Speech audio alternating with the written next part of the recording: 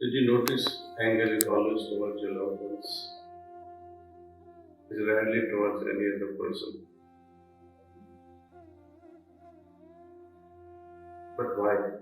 Best would be to, to hold on for a moment, pause for a moment, and then see, okay, not now, I'll get angry tomorrow, or I'll get angry after an hour.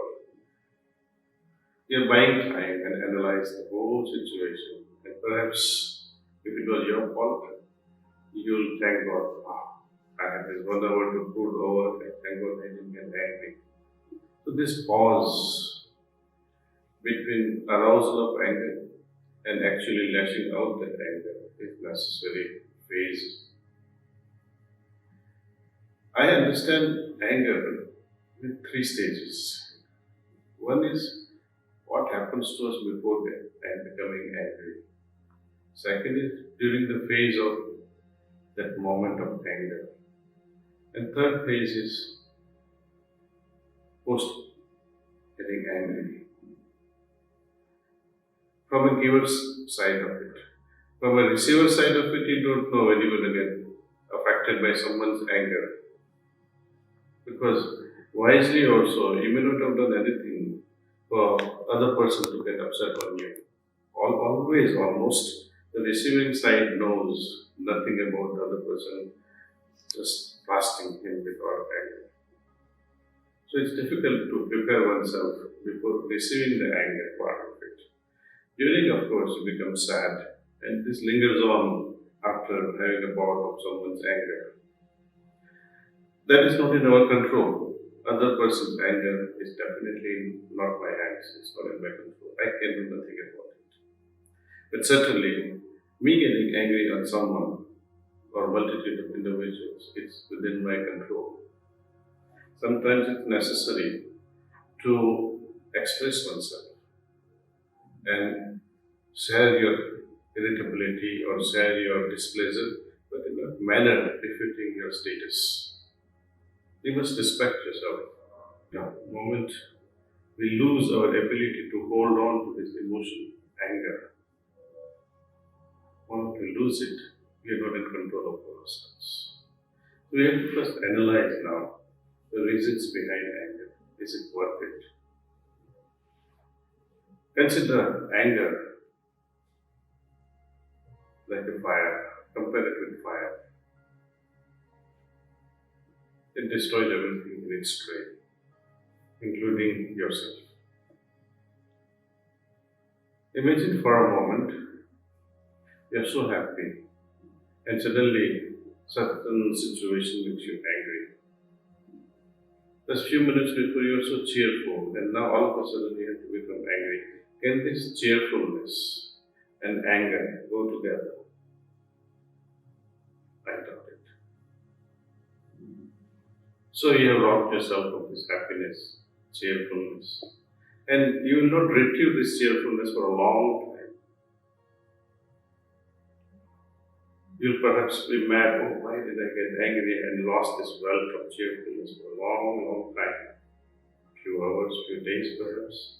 And it leaves scars. Once this fire of anger is let loose and you cast it upon your loved ones, did you notice anger is always towards your loved ones? It's rarely towards any other person. But why? Again, expectation comes into picture. I expect such and such a thing from my loved ones. Otherwise, why would I love them? But then that's not a true love.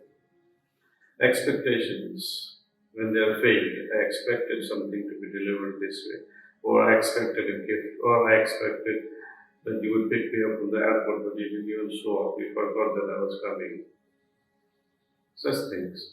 And the worst thing is not just expectations or failures of expectations, but insisting, demanding that my expectation must be fulfilled. Imagine a child goes to school. Papa is free. He has an off day.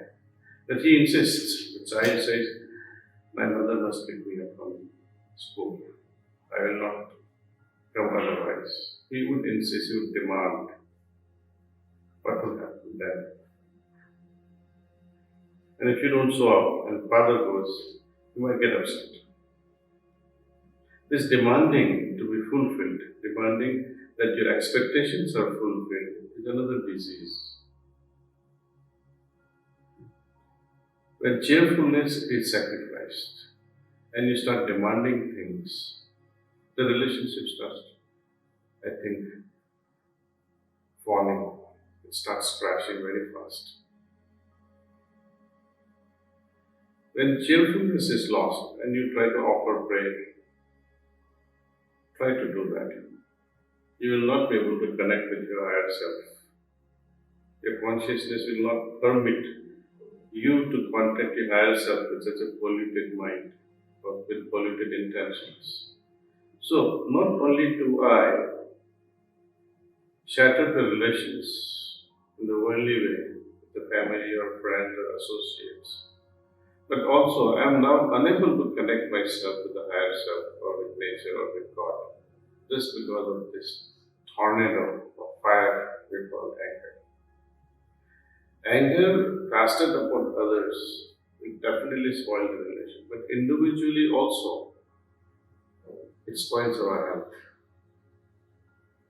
Especially a situation where, let us say, when you consider this as a burning coal, anger as a burning coal, can you hold it in your hand? You can't. You can't throw it on somebody else also because it will burn other person. So in any situation, it will burn someone. So what to do? Only solution I find is to allow this energy of anger to get sublimated into something else. When we wait a bit patiently, prayerfully, during that moment, which is of course I do agree that it's so difficult, but there are moments if you can take back that moment and say, okay, I will not get upset now, I will not be angry now. And you reflect on, you meditate perhaps, then what will happen? This anger will slowly change its face, it will slowly change its color, it will become more compassionate.